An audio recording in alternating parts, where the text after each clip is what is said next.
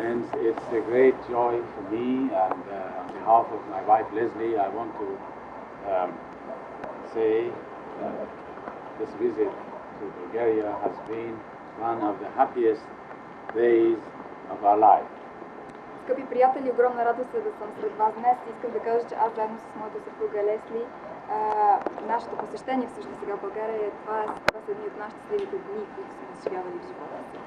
It's one of the greatest bounties of Allah in His dispensation is to meet with each other. Една от големите щедрости, които ни предоставя Баха'Аллах в днешния ден е това, че можем да се срещаме един с друг. And so far we have had marvelous gatherings, especially this afternoon with the youth. И до този момент ние проведохме прекрасни срещи, например преди да се срещаме с българските младежи Бахаи. Of course, I did not know that I'm coming here to give a talk. Разбира се, аз не знаех, че ще дойда тук, за да ви изнасям беседа. Our purpose was just to come and visit the believers, friends. Нашата цел беше просто да дойдем и да посетим вярващите, да посетим приятелите в България. But since the National Assembly asked me to say something, I have decided to speak on something which to my mind is very important for every individual. Но след като Националният духовен съвет ме помоли да ви изнеса беседа, бих искала да говоря за нещо, което е много значимо и важно за отделните индивиди. I'm going to talk about a subject which I think is mostly, as individuals, we forget about it quite a lot. Искам да говоря по една тема, която ние като отделни личности може би често забравим. Sometimes we never think about it. Понякога дори не се замисляме за това. And that is, who are we as individuals? И става дума за това какви сме ние като отделни личности, индивиди. Our soul. Do we think of our soul? What is the soul? Нашата душа, мислиме ли за нашата душа? Какво представлява тя? Because it is really the soul which matters. Our bodies are only the temple, the carrier of the soul. Защото наистина душата е онази, която е значима за човека. Тялото е само като един носител на душата, като един храм на душата. And the time will come that every one of us will have to go. Physically, death will come to everybody. И ще дойде времето, когато всеки един от нас ще си отиде от този свят. Той ще настъпи смъртта за всеки един от нас. So what happens? What is left? Така че какво остава след това? Now this is a subject that many people don't think about. Това е една тема, за която не много хора се замислят. Many people even don't think they have a soul. Много хора дори мислят, че те нямат, не притежават душа. Now the soul is a spiritual reality. Душата всъщност представлява духовната действителност, духовна реалност. It's not a physical thing. Тя не представлява физическо. It's not a physical thing that you can take it to a laboratory to test it. Тя не е материално нещо, което може да се занесе в лабораторията да се изследва. And so science has no say in it. It cannot say anything about the soul. Така че науката не може да каже своята дума тук, защото тя не знае нищо за Because it's not physical. Тъй като тя не е физическо нещо. The only information we have about the soul comes to us from the prophets of God. Единствената информация, която ние получаваме за душата, всъщност идва от Божиите пророци. And the prophets of God in the old days have spoken very little about the soul. И Божиите пророци обаче в миналите времена са говориха или са говорили много малко за душата. They have said very little. Те са казали съвсем малко. In some religions there is only one line. В някои религии е само по един ред. In Islam, in Quran, it says, "You people ask about the soul. Tell them the soul is from the worlds of God." В Корана пише, че когато хората попитат какво представлява душата, кажете им, че тя идва от Божието царство. And then it says you won't understand. И тогава се казва, че ние не сме. Now in this dispensation, in the faith of Baha'u'llah, one of the great contributions that Baha'u'llah has given to us is the explanation of what the soul really is. Именно в това Божие откровение. About the soul, you probably will make 2 or 3 volumes. Ако събереме писанията на Баха'Аллах и за душата, може би ще съберем 2-3 тома. Now he tells us that, as I mentioned to you, that the soul is not a physical thing. Там се казва, че наистина, както вече ви казах, душата не представлява материално нещо, тя не е физическо. And because it is spiritual, И понеже тя е духовна същност, we will never understand its nature. ние никога няма да можем да разберем нейната природа.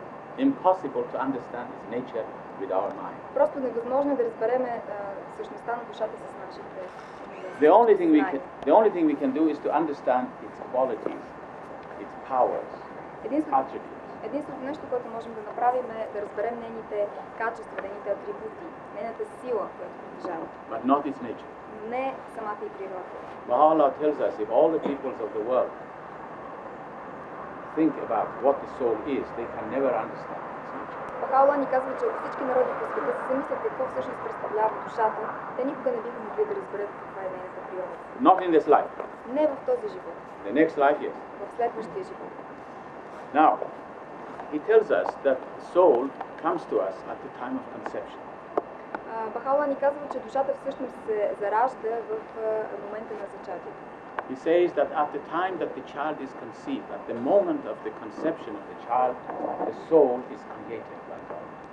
Той ни казва, че в момента на зачатието на детето, на бебето, всъщност душата се заражда в. He says the soul is an emanation from the world of God. Всъщност казва ни, че душата е едно издигане към Божия свят. In the same way that the first cell created in the womb of the mother has been created as a result of this physical intercourse between the male and the female.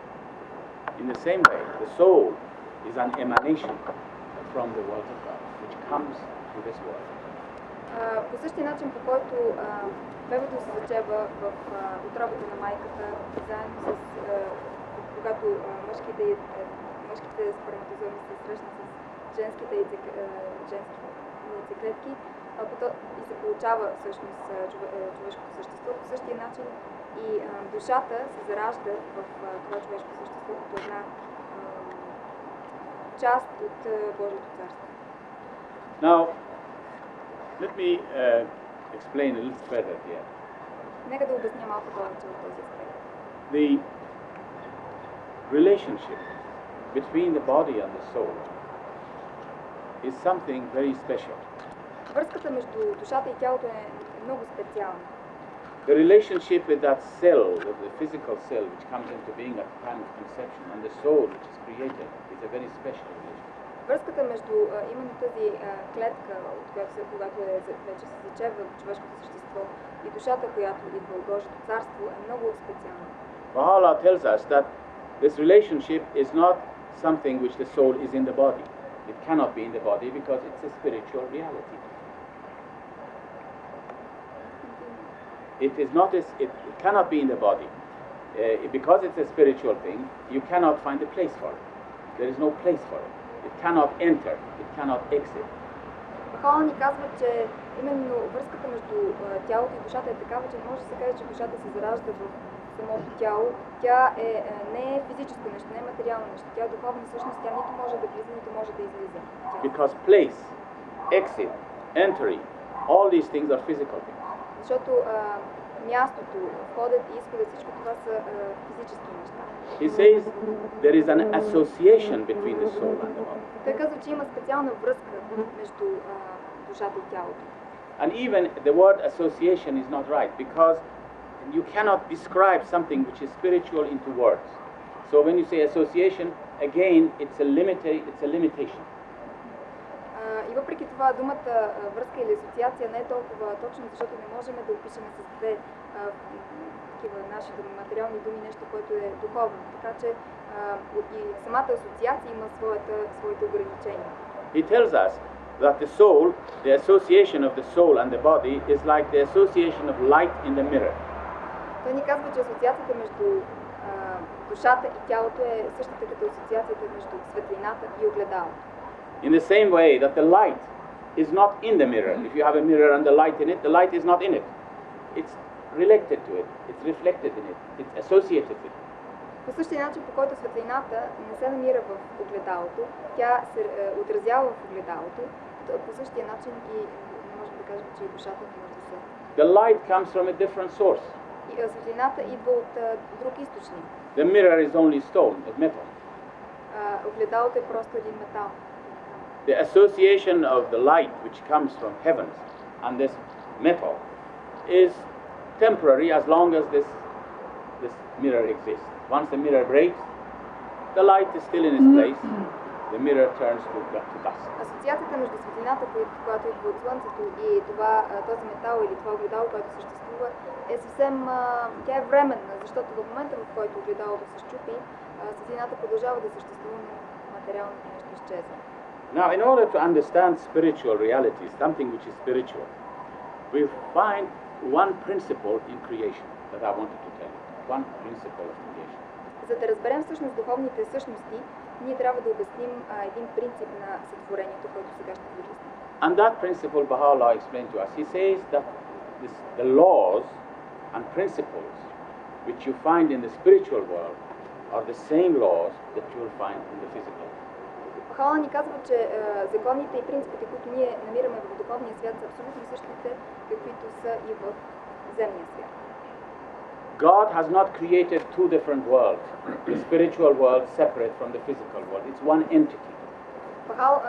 Бог не е създал два отделни свята.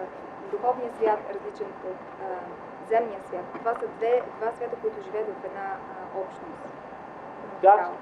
That entity has one law which goes through it, both physical and spiritual. Това общо цяло има един закон, който го пронизва и двете части от това цяло. То е и духовен, и земен.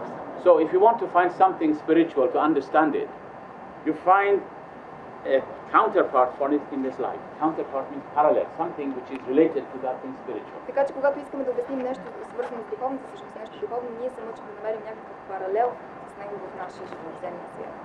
If you can find a parallel for something, then the laws, the physical laws that we understand, can be interpreted in the spiritual. I'll give you the example of it. Когато намериме паралел или асоциираме някаква духовна същност с нещо земно, което познаваме, ние... If you can find out the laws of the physical laws, because we know the physical laws. Да, I know. Тогава можем да намерим някаква своя интерпретация или своя тълкуване на... It leads us to understand the води spiritual. към това да разбираме духовно. For instance, Baha'u'llah tells us that everything in this world is a reflection of something spiritual. Баха'у'ллах, например, ни казва, че всичко в този свят е отражение на нещо духовно.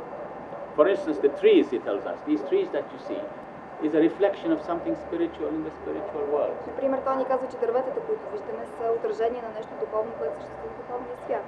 Whatever happens to the tree in the physical sense and the laws which are applicable here, you will find these laws also applicable to the spiritual counterpart, whatever it is.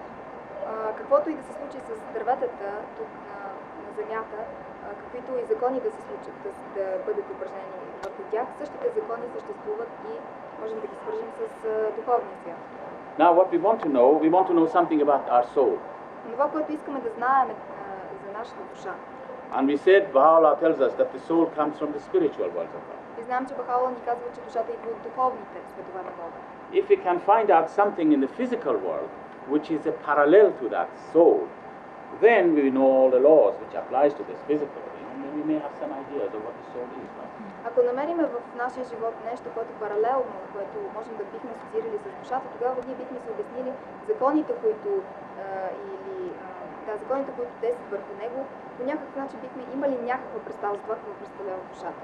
From the writings of Baha'u'llah and Abdul Baha, we understand that the counterpart of the soul in this world is the embryo which grows in the womb of the mother. От писанията на Баха'у'ллах всъщност знаем, че онова, с което асоциираме душата в този свят, е ембрионът в утробата на майката. The embryo growing in the womb of the mother is a reflection of the soul. Ембрионът, който се развива в утробата на майката, е едно отражение на душата.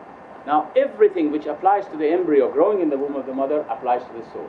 Така че всичко, което се прилага, всички закони, които действат върху ембриона в утробата на майката, също действат и на душата всъщност. Now we will see all the points which correspond to each other. Така че ще видим всичките онези точки, които си кореспондират в нас.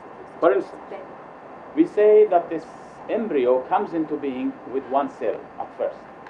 Също, например, ние казваме, че този ембрион всъщност се появява за първи път от една единствена клетка.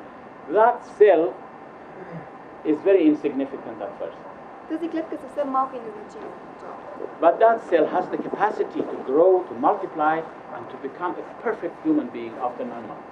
Но тази клетка има качеството, има потенциала да се развива, да се размножава и в един момент да се превърне в едно съвсем пълноценно човешко същество. The embryo in the womb of the mother acquires limbs and organs during that period. Ембрионът в утробата на майката развива своите органи, крайници и така нататък по време на този период. This is exactly the same as the soul. Същото става и с душата. When the soul first comes to us at the time of conception, it's without any virtues or qualities or powers. It's just a gem, a germ, you could say, a spiritual germ. Когато душата за първи път се появи, се зачетне всъщност с първото зачатие, тя всъщност няма определени сили, не е развила своите добродетели. Тя е просто като един скъпоценен камък, който... But it has the power, it has the capacity, the soul has the capacity in this life, to acquire qualities and perfections. Но в този живот душата има потенциала, има възможността да развие своите качества и добродетели. It can learn knowledge, може да получи познание, become knowledgeable, човек може да стане учен, it can acquire wisdom, може become да стане, wise, може да се постигне мъдрост, it can become мъдър, generosity, it become generous, може да се развие щедростта, човек да стане щедър, it can learn kindness, it can become kind, може да се научи на любезност, той ще стане любезен. and all these attributes that we are talking about is like the limbs and organs which the child acquires in the womb of the mother. И всички тези качества и добродетели, за които говорим, са като органите и крайниците, които детето развива в утробата на майката. The other thing which we can see the parallels is this, that this child in the womb of the mother, which acquires, is in the womb of the mother just to acquire limbs and organs. That's all. That's the purpose of it. Другото нещо, което можем да направим, с което можем да направим на паралел, е, че в утробата на майката бебето всъщност са единствено там, за да развие своите органи и крайници.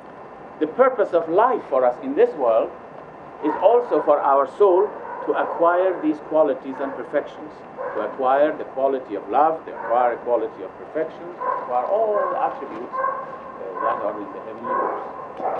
Целта всъщност или причината, поради която ние се раждаме всъщност на този свят, е за да усвоим, да развием в себе си именно тези качества, тези съвършенства, като обич, като единство, всички тези, които са заложени в божествените книги. So we have come into this world, our soul is associated with us, just like the child in the womb of the mother, and we have to ensure that this soul acquires qualities, perfections, become better day by day. Така че ние можем да асоциираме душата както бебето в утробата на майката. Тоест раждаме се на този свят, за да можем да ставаме все по-добри и по-добри, да развиваме своите качества с всеки един ден. Now, the other point of similarity is this, that this child in the womb of the mother is not his place always. It's only a temporary residence of 9 months only. He's not going to live there forever in the womb of the mother. Друго нещо, което трябва да знаем и да наблегнем, е, че всъщност бебето е в утробата на майката си временно. Той е там само за 9 месеца, т.е. няма да живее там през целия си живот. The soul of our soul, which comes from the spiritual world of God, also, this is not its home. This is not its home. It has come here just in order to acquire qualities and perfection. But this is not its home. It's only very temporary life. Душата, която идва от духовните светове на Бога, всъщност е тук също временно. Тя няма да живее тук вечно, тя е дошла тук, за да развие именно тези добродетели, качества и съвършенства, които ще се Another point of similarity is this, that you have to acquire these limbs and organs in the womb of the mother. You have to acquire your hands there, you have to acquire your legs there, you have to acquire your head there. If you don't acquire them in the womb of the mother, when you are born here, you will be invalid. You're not complete. Друго много важно нещо, на което трябва да се наблегне, е, че бебето трябва да развие тези органи, своите крайници и така нататък в утробата на майката, защото ако то не ги развие, когато се роди, то ще бъде инвалид. Baha'u'llah tells us the same thing. He says the soul comes into this world in association with our body, that it may acquire these spiritual qualities. if it does not acquire these spiritual qualities in this world, it will become handicapped in the next world. It will not be perfect. Its limbs or spiritual limbs and organs will not be there. So we have to acquire it only in this life. Същото ни казва Бахаула всъщност и за душата, която идва от духовните божи светове, че на този свят, ако ние не развием своите духовни качества, добродетели, съвършенства, когато отидем на другия свят, ние ще сме усъкътени така, както бихме били усъкътени, ако се родим без определени граници. So you see the similarity again? Така че отново виждаме подобността на нещата. In the same way that the child is not living in this world forever, in the womb of the mother forever, it's only a short period.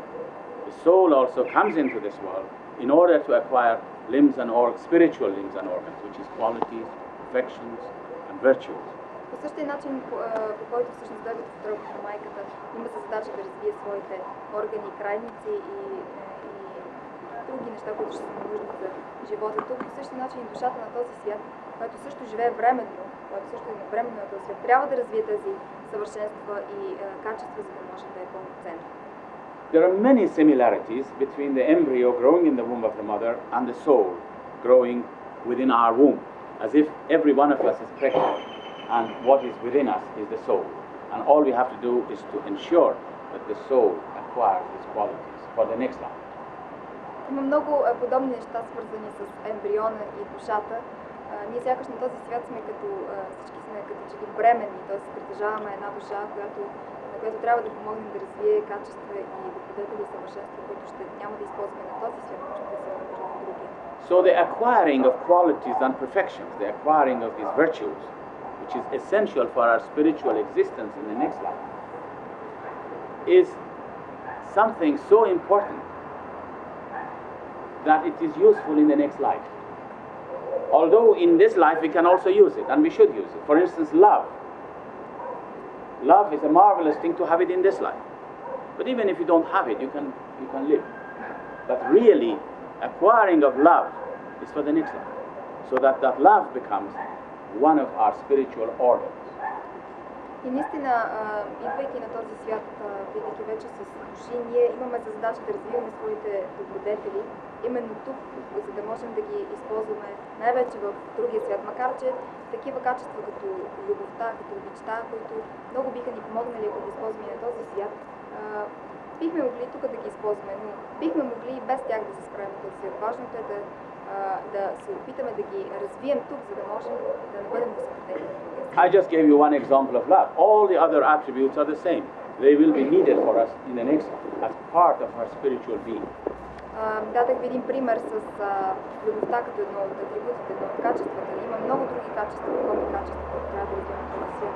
И всички те ще ни помогнат да бъдем пълноценни в следващото. So this is the challenge of every human being, to first know he has a soul and then try in this life to acquire those qualities which the prophets and founders of religions give to us. Така че това е предизвикателството за всяка една личност, всеки един индивид, да знае всъщност, че притежава душа и да се стреми да постига тези духовни качества, тези добродетели, които ще се научат. I want to give you more similarities between the two things because it gives us more insight. Още няколко подобни неща искам да ви дам във връзка с душата. You know, when the child beginning to be born, the time almost near the time of his birth, he has two eyes, and these two eyes are perfect in the womb of the mother. But there he cannot see anything. He cannot use that eye because there is no light there. When it is born in this life, something is added to it. The light enables those two eyes to become useful and become instruments with which he can see. Знаете, че малко преди да се роди бебето, вече той развива своите органи, има две очи, които не са му нужни толкова в отробата, защото там не може да вижда нищо, няма светлина, която да може да види. Но след като се роди на този свят, светлината, която съществува тук, му помага всъщност на тези две очи, които той е развил в отробата на майката, да станат пълноценни и да могат да се използват, за да може то да живее добре своя живот. Similarly, these virtues that we take into the next world, combined with the spiritual forces that are in the next world, which we have no idea about, they become active, they become useful. По същия начин, именно духовните качества, които трябва да развием на този свят, когато отидем на другия свят, съответно като ги съчетаем с духовни сили, които съществуват там, за които ние въобще не можем да знаем, не можем да си представим, те стават пълноценни, т.е. душата става пълноценна и тези духовни качества ще помогнат да прогресираме. Now I want to give you more similarity. Искам да ви кажа още някакво. When a child is born, it brings with him everything it has. It doesn't leave anything behind in the womb of the mother. He brings his head, he brings his hand, he brings his organs, all of them together. Когато едно дете бива родено, то всъщност се ражда с всичките си неща заедно. В смисъл, то се ражда и с глава, и с крака, и с ръце, и с очи, и с уши. At the time of death, when we die, the body goes to its origin, which is the earth. The soul returns to its origin, from where it came. Когато умрем, всъщност тялото се връща се от там, откъдето е дошло, т.е. в земята, а душата се връща и тя там, откъдето е дошло, т.е. в божеството. You remember I was saying that at the time of conception, the soul is given to us without any powers, without any virtues, without anything. And in a lifetime, it acquires all these limbs, all these spiritual qualities, and then it takes them all into the spiritual world, in the same way that the child brings all its limbs and organs here.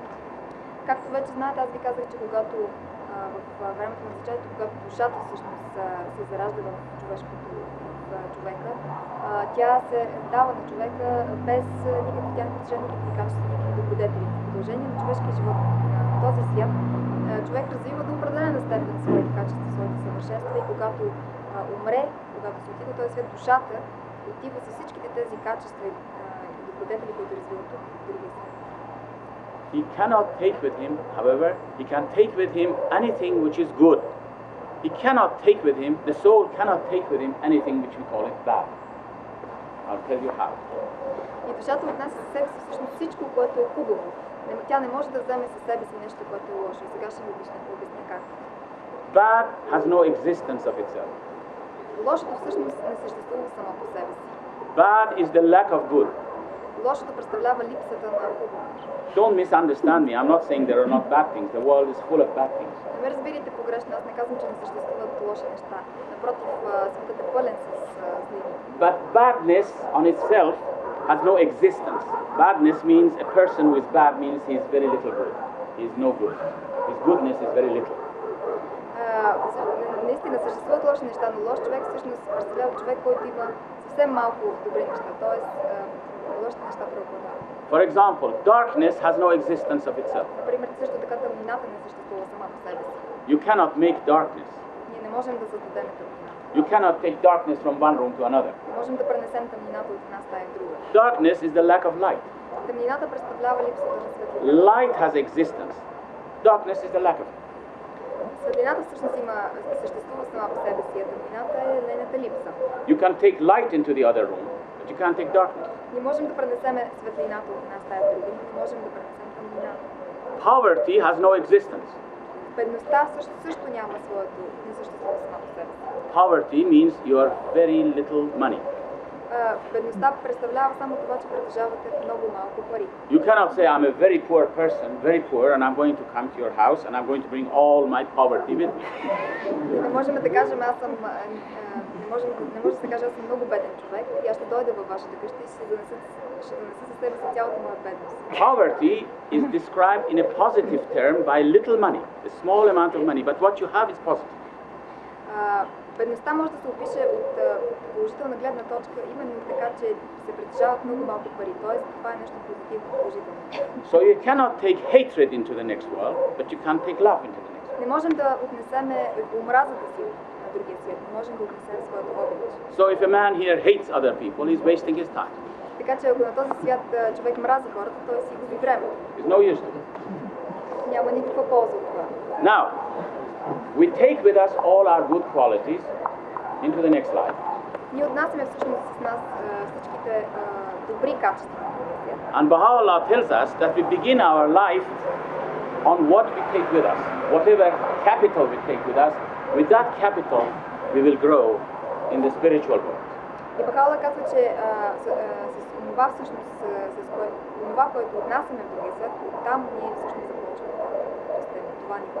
And Baha'u'llah tells us, therefore, in the next life, people will be divided.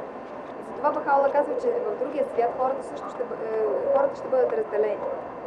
Those who are on a lower level will not understand anything about those who are on a higher level. Онези, които стоят на по-ниско ниво, няма да разбират нищо онези, които стоят на по-високо ниво от тях. And those who are on a higher level will dominate and understand those who are on lower level. А онези, които стоят на по-високото ниво, ще доминират и ще разбират много добре онези, които стоят на по-ниско. He says it's like this life here. The next world is exactly like this life here. Бахаула казва, че животът на другия свят е точно както е животът тук на този свят. Look at in this life. There is a mineral. Вижте този свят тук, съществува минералния свят. There is a vegetable. Растителния свят. There is the animal. Животинския свят. There is man. Човека. Each one, which is lower, does not understand the higher one. По-нисшите всъщност групи не разбират по-висшите. You bring an animal beside a human being, beside a tree. The three of them standing side by side. Например, завеждаме едно животно, слагаме го между дървото и човека. They both breathe the same air. They receive the same sunshine. Те и трите всъщност дишат един и същ въздух. Те поглъщат най-съща светлина. Взимат най-съща вода. Yet the tree has no knowledge of the animal. Все пак дървото не може да разпознае животното. And the animal has no knowledge of what goes on in here in man's mind. И животното не може да знае какво става в съзнанието на човека. Higher, the lower, you see? Така че имаме висши и нисши. And look at the animal world, for example. There are so many levels. There is the worm at the end of the scale, and then there are intelligent animals. God has loves this variety of creation. И вижте, дори да погледнем само животинския свят, има толкова различни нива на развитие, да погледнем най-низшото ниво на развитие на животните, именно червеите, и да погледнем колко по-развити животни съществуват. Тоест, Бог обича разнообразието. In the same way that there are various levels of creation here, so many levels. In the same thing in the spiritual world of God, we are told there are so many levels. По същия начин, както тук имаме най-различни, толкова много различни слове, толкова много различни степени, по същия начин, същите тези степени съществуват. Look at this life. The life of a little mouse, for instance, as compared to the life of a man. Вижте, погледнете този живот, например, живота на една малка мишка, сравнена с живота на един човек. One is like hell, the other one is like heaven. Едното представлява като ада, другото като рая. The mouse, what is the mouse can do? Or a worm, as relation to a man. Какво може да направи една мишка, или да кажем един червей, когато се сравнява с човека? And Baha'u'llah tell us this is the meaning of heaven and hell. И Бахаула ни казва, че всъщност именно това е значението на ада и рая. A wicked person in this life who carries with him very little good, he's down at the bottom. Един малък човек на този свят, т.е. човек, който притежава съвсем малко добри качества, той е на най-низко. But he grows. Но той израства. He grows on that level. Израства. All will grow in their own level. Всички ще израснат на собственото си ниво. And Baha'u'llah tells us that it is through the bounty of God that he can elevate someone from a low level into a high level. It's only through the bounty of God. И Бахаула ни казва, че именно само чрез щедростта на Бога, Бог може да помогне на някого да се издигне от по-ниско, по-нише, по-висше. And he says that in this life, prayer will affect such a transformation. Той ни казва, че в Pray for този someone живот who has passed away. молитвата може да ни помогне за такова преобразяване. Например, ако се молим за хора, които са починали. Now, having said all of this, let us find out what Baha'u'llah talks about the next world. Where is this next world that we are talking about? След като говорихме за всичко това, нека да видим какво казва Бахаула за следващия свят. In order to understand where is the next world, let us look at nature again. I told you all the answers are in nature. Нека, за да можем да си обясним какво представлява отвъдния свят, се обърнем отново към природата. Каза ви, че всичко може да се свържи паралелно с природата. When a child is in the womb of the mother, where is he? Когато детето се намира в утробата на майката, къде се намира? Child in the womb of the mother. He's walking around here with his mother. He's in this world really, except a little barrier prevents him from realizing that he's in this world. Всъщност той се намира, детето се разхожда заедно с майката, но всъщност намира се в този свят, но има една малка бариера, която му пречи всъщност да види точно къде се. The world to which he's going to be born is very close to him. It's here. Светът, в който той ще бъде роден, е много близо до него. Той е тук. You know, you see a farm, in a farm, you go there, you see an egg. And then suddenly you see the egg opens up and a chicken comes out. Where was the chicken before the egg breaks? It was here. It was here. Just a little shell prevented it from seeing where it is. In this vast area, suddenly opens before his eyes. But the shell prevents it from seeing it. Знаме, че в фермата, когато видим едно яйце, изведнъж яйцето се пропуква и се ражда пиленцето.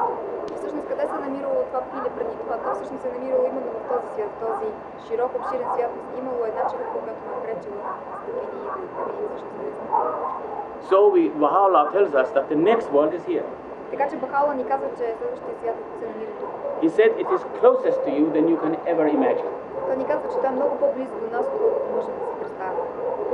But it is a one-way communication. Но това представлява еднопосочна връзка. Baha'u'llah tells us that it's impossible for us to have the understanding of what the next world is like. Баха'у'ллах ни казва, че е невъзможно за нас да разберем какво точно представлява отвъдния свят. And he explains it why. И той ни обяснява защо. He says, look at the child in the womb of the mother. Той ни казва, погледнете детето в утробата на майката. When it is in the womb of the mother, God has not given to that child the capacity to understand what a small space he is living in and what a big space awaits him. God has not given him that capacity. Когато се намира в утробата на майката, всъщност Бог не е дал на детето възможността или капацитета или възможността да разбере всъщност какво малко пространство взема, какво малко пространство се намира. Can you imagine a child in the womb of the mother have the vision of a small place he's living in and this big place that he's going to be born to? Можете ли да си представите детето в утробата на майката да има представа в малък свят живее то, да си представи в какъв огромен, обширен свят то ще се роди в скоро време? I can assure you that if this understanding was for the child in the womb of the mother, that's a small place and a big place waiting him, there would be a revolution in the womb of the mother. He wouldn't want to stay for one moment. Аз ви уверявам, че ако това дете знаеше в утробата на майката, че се намира в съвсем малко пространство, знаеше какъв обширен свят се намира всъщност извън утробата на майката, би била се получила революция в утробата на майката, защото детето няма да иска един момент да остане.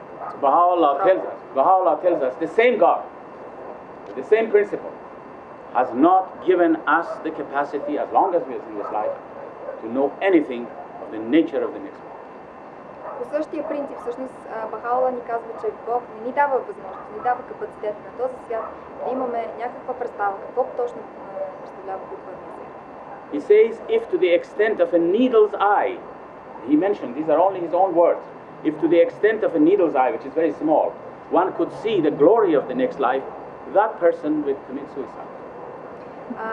Баха'у'ллах ни казва, че ако един човек знае, дори толкова малко, колкото главата на една кърфица, какво представлява отвъдния свят, този човек веднага би се самоубил. And therefore, in order to keep the order in this life, that life in this world may go without interruption and without problems of that nature, God has not given us the capacity to understand anything of the nature of the spiritual world of God. И ето защото, за да се запази реда всъщност на човечеството, реда, в който живеем ние сега тук, Бог всъщност не ни дава възможността да знаем, да разбираме какво представлява отвъдния свят. Now, we have come to a very delicate point in here. Now that I have come that far, I think I want to go a little further. Сега дойдохме до един много интересен момент, тъй като стигнахме до тук, бих искал да продължа още малко. As I mentioned, Baha'u'llah tells us. You remember, now let us so far summarize what we have said. Нека сега да обобщим всъщност какво казахме до сега. We said that in the same way that the child is conceived in the womb of the mother, and within a short period of 9 months, it can acquire all the limbs and organs, and then it's born. At first it was a little cell. Now after 9 months, it's a perfect human being. In the same way, our soul, which comes first to us at the time of conception, after a lifetime of 50, 60 or 100 years here, acquires qualities and perfections and return to its origin, which is the spiritual world of God. At first it came as a little, shall we say, gem, a little germ, spiritual germ. Now it returns with all the qualities and perfections. Нека, например, спомним се, че казахме, че детето, което живее в утробата на майката и което се заражда от представлява всъщност една клетката ембрион, от зачатието си носи душата и всъщност в утробата на майката то развива органите и краниците, които ще са нужни за да той ги развива в продължение на 9 месеца след което се ражда и тези неща ще са нужни на този свят. Заживее пълноценно. По същия начин човек развива душата си и развива своите духовни качества и съвършенства в този свят, за да може да ги отнесе на другия свят. И всъщност, когато човек умре, душата заедно с тези си качества да отиде в ново духовния свят. Now, having come here that far, what is the purpose of our life? След като стигна до тук, нека да обясня какво всъщност представлява целта на нашия живот. Baha'u'llah tells us the purpose of life is not just to have come in here and acquire these qualities and perfections and go into the next life. There is a far greater purpose behind it. Baha'u'llah ни казва, че целта ни да живеем тук на този свят не е само за да усвоим духовните качества и добродетели на този свят, но целта ни е много по-обширна, много по-голяма. You remember at first I said that God's laws are the same in the spiritual and the physical law, physical life and physical nature and spiritual worlds of God. The same law applies in both places. They are both laws. The same laws apply in both. Спомните се, че в началото казах, че едни и същи закони се прилагат и в духовния свят, и тук на земята. Now, let us look at nature again. Let us go back to nature. Нека да се върнем сега отново към природата. Let us see a seed which grows, which has an organic growth. Anything which has an organic growth, like a seed. You put it down in the ground. First it is in the ground. Then that seed germinates. It becomes a little plant. The little plant becomes a tree. That's the end. But that's not the end. It becomes a tree. You go on that way. Например, когато има едно малко зранце и го посадим в земята, знам, че всичко също казва, че е свързано с органичен растеж. Посадим го в земята, то поникне малко, след това стане едно малко растение, после израсне в едно голямо дърво и си мислиме, че това е край, но всъщност това не представлява края. Now, this tree, if it has to fulfill itself, it must produce a fruit. Така, т.е. това дърво, ако иска да се изпълни своята мисия, то трябва да произведе някакъв. It must produce its seed. Т.е. трябва да възпроизведе своето семе. When it produces its fruit, we say it has fulfilled itself, it has reached its maturity and fulfilled itself. Когато дървото роди своите плодове, ние казваме, че то е изпълнило своята мисия, то е родило плодове и е постигнало своята зрялост. The same thing is with our soul. Същото става и с нашата душа. Remember, our soul also started with a little spiritual gem, a spiritual beginning. Знаем, че душата ни също започва като едно малко скъпоценно камъче, като едно малко начало. It has really like an organic growth. И то наистина също има органичен растеж. Because you're born, then you grow up gradually, you learn things, you acquire qualities gradually, you go to school, you learn knowledge, you become wisdom, but it takes time. You grow just like a tree. Защото ние, колкото повече израстваме, ние научаваме много неща, ние усвояваме качествата, видите духовни и други, усвояваме мъдрост, т.е. израстваме по един органичен растеж. So you have got all these qualities and perfections and you grow. But the soul, which is now grown, acquired these qualities, must produce a fruit, must produce a child. Our soul, like a female, should produce a child, just like the tree does. Нека да си представим, че вече сме постигнали, израснали сме, усвоили сме духовни качества и добродетели и така нататък. Но в този момент обаче душата, тя трябва да роди своя плод, т.е. както майката да роди дете. But a tree cannot produce fruits by itself. It needs to be pollinated. There is a need for a male agency to have an intercourse or some kind of intercourse so that a child is created. The female cannot produce a child by itself. Дървото не може да само всъщност да роди своите плодове, да произведе своите плодове, то има нужда да бъде оплодено от мъжки семена, за да може да възпроизведе своя плод и да роди детето. Our soul is the same way. You can think of it as a female, grown up. In order to produce a child, it must have another agency to fertilize it. Another agency. Душата всъщност представлява като жената. Тя трябва да има трябва да бъде оплодена, за да може да роди своето. But you have it's within your choice to choose that agency to fertilize your soul. Но ваш избор всъщност да изберете именно кой ще оплоди вашата душа. You have absolute freedom.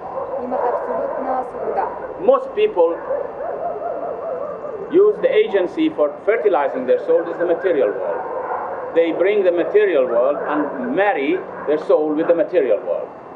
So the child of that product is material. Много хора всъщност избират подбудителя на тяхната душа да бъде материалният свят или материалното, т.е.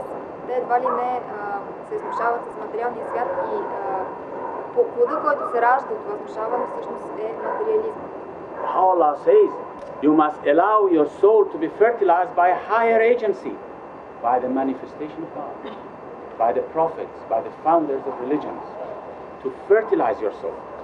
So you give your soul to the influences in this age of the revelation of Baha'u'llah.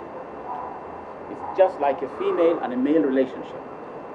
Така че Баха'у'ллах ни казва, че в днешния ден ние трябва да позволим на един по-висш посредник да оплоди нашата душа.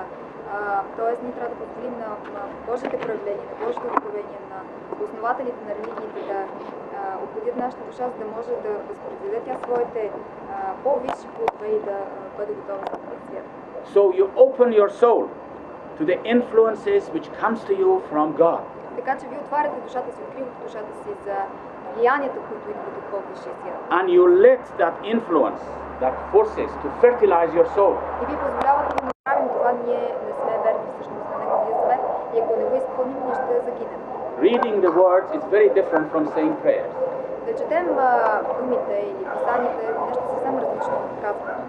When you say prayer, you ask God for something to give you. Когато казваме молитва, ние обикновено молим Бога за нещо. When you read the writings of Baha'u'llah, tablets of Baha'u'llah, He tells you what He wants you to do. God will tell you what you want to do. Когато четем посланията или писанията на Баха'у'ллах, всъщност Бог ни казва чрез него какво иска от нас да направим. So there is a vast difference. These things are opposite each other. Така че има една огромна разлика. Това са две съвсем различни неща. So by reading the words in the morning, you'll have to allow it to digest it yourself, meditate on it, think about it. Then in the evening again. In this way, we can spiritually allow our souls to grow. Така че когато сутрин четем писанията, ние после можем да се задълбочим върху тях, да се замислим върху тях, да олегнат у нас и вечерта отново да прочетем писанията и така по този начин да хранваме своя растеж. I remember in Ireland some years ago, the youth decided that they wanted to carry out this teaching of Baha'u'llah because without it you cannot grow spiritually. Спомням си, че преди години в Ирландия младежта реши да наистина да разпространява учението на Баха'у'ллах, защото без него те не биха могли да израснат. And some of them said, how can we do it? Because in the mornings we are rushing with our work, we have to rush out of the house, we have no time to read. И тогава те ми попитаха, казаха, какво трябва да правим? Ние през сутринта сме много сме заети, т.е. свързани за нещо. Нямаме време да четем. And if we don't read in the morning, we have missed it. It's just like a person who has not had his breakfast. И ако не четем сутринта, you cannot compensate. Не можем да го компенсираме вечерта, защото това е едно като човек, който не е изял закуската си. So some of them said, all right, we'll take some of the writings of Baha'u'llah in our pockets, we go to our office, to our work, and sometimes we find a chance, 10 minutes, 5 minutes to sit aside and to read his writings. Тогава те казаха, добре, тогава ще вземем писанието на Баха'у'ллах с нас, когато отидем на работа и все по някое време сутринта, 5-10 минути, ще намерим време да прочетем нещо. You must be absolutely sure that without this procedure, we will not be able to. Трябва да сте абсолютно сигурни, че без тази процедура не бихме могли да израснем. But that's not enough. Но това не е достатъчно. You know, it's like a man who eats his food every day. You can think of a man who eats his food all the time, regularly, but he doesn't move. Помислете си, например, за човек, който се храни всеки ден редовно, се движи. If a man like that just eats and not move, he's going to become sick. He's not able to live. Ако един такъв човек продължи да живее като само се храни без да се движи, той ще се разболее. Не може да продължи да живее. Best way of life is to eat your food and to use your muscles and to work. Най-добрият начин на живота всъщност представлява да се храним правилно и да изразходваме енергията си. So, reading the writings is all right, but if you keep on always reading and doing nothing else, it's bad.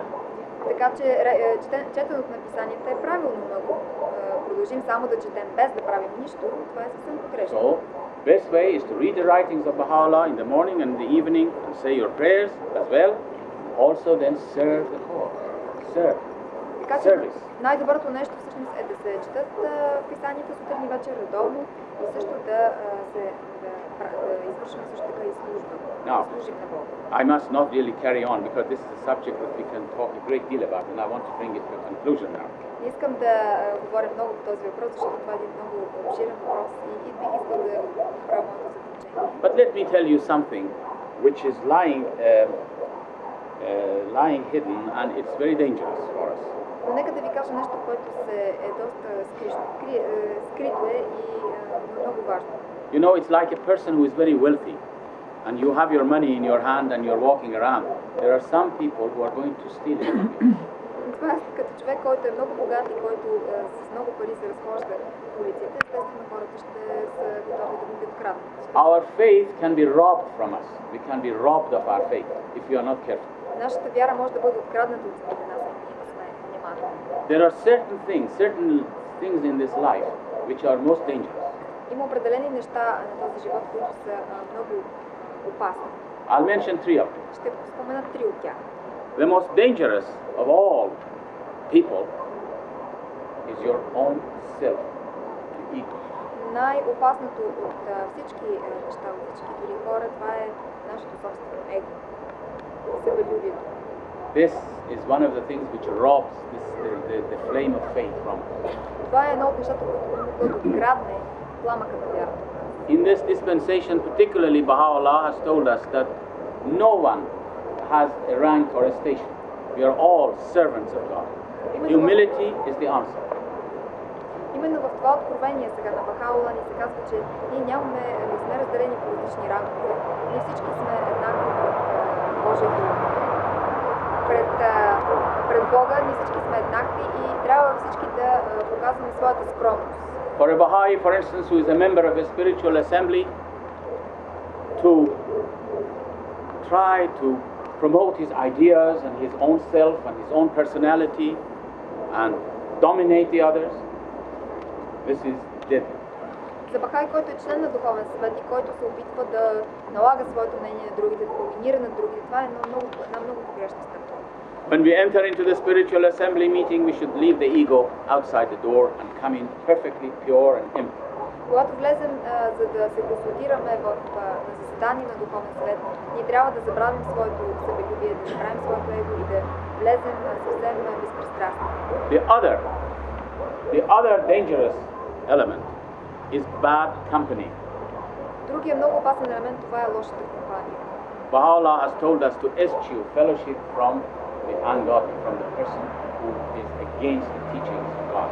Баха'у'лlah ни е казал, че трябва да се въздържаме от приятелства и от връзки с такива хора, които са много срещу вярата. Often you will find a person who is a good person, is going on a long way, he comes across a bad company who affects him like a virus. You know how a virus is, it affects your inside and eventually it destroys. Знаете, че когато се намираме с хора, които имат нещо лошо, зло заложено в тях, постепенно, колкото и да сме израснали ние духовно, това все пак ни влияе по някакъв начин и започва да разрушава хубавото, което съществува. The third influence, which is just as bad and deadly, is backbiting and gossip. Третото много лошо нещо, това е всъщност условното и клюкарството. It is not proper for any Baha'i, it's forbidden to us, for any Baha'i, to talk unkindly of others, towards each other. Не е всъщност забранено за всеки един от нас като Бахаи да говорим, да злословим един срещу друг. For me to come to you and say, you know, so and so is such a bad man, this is entirely against the teachings and it is deadly, it destroys the soul. Например, за мен да отида до някой човек и да кажа този друг човек е такъв, има такива лоши качества. Това е нещо съвсем погрешно, той е против учението на Баха'у'лlah и то води до разрушение. You can certainly praise others and talk about their good qualities. This is marvelous. It makes you happy. Можете да възхвалявате други хора, да говорите за техните добри черти, добри качества. Това наистина е много хубаво и се подкрепи от бахайските учения. But we are not allowed to go around, this is against the teachings of Baha'u'llah, to go around and criticize others to tell other people. If you have any criticism to make, you must go to the local assembly or the national assembly. That's the institutions of the faith, and there are only 9 members. You do not say that to the 10th person. There is no such a thing as a 10th person that you can complain or you can talk badly against other. Всъщност не ни е позволено да ходим само там и да критикуваме хората. Ако имаме някакви впечатления или някакви лоши чувства към някого, бихме могли да ги споделим само с духовните съвети, с местния духовен съвет, който се състои от 9 члена. Не можем да идем и да ги споделим с някой, който е извън тях. So friends, I sorry today that I have been rushing through such a very deep subject. Съжалявам, че днес малко така избързах. За един такава дълбока тема. Know that you've been exhausted and tired of listening to me. Може би изтощени и уморени да ме слушате вече.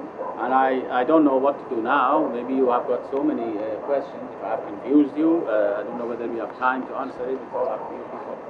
But whatever it is, all I can say at the end is that please forgive me for giving such a talk. I shouldn't have been talking here. I didn't come here to give you a talk. But that just because the National Assembly asked me to do that, I obeyed that law. And I am very happy that we have been in here and meeting with you, and then tomorrow I shall be going, and I shall remember with Leslie, I'm sure, my wife, all of you in the holy places, so that you may grow spiritually. We all are in the same boat. We are all trying to grow spiritually, and we must help each other and pray for each other. Не знам какво трябва да се прави сега, може би имате въпроси да ми зададете, може би съм ви объркал с някои неща, но за да завърша искам да кажа, че всъщност не бях тук с намерението да изнасям беседа пред вас, но тъй като Националният духовен съвет ме помоли да направя това, аз приех с удоволствие и съм много радостна, че съм сред вас. Всъщност ние утре с моята съпруга се създаваме. Искам да ви уверя, че ще се молим в Хайфа, в свещените храмове за вашия просперитет и вашето благополучие.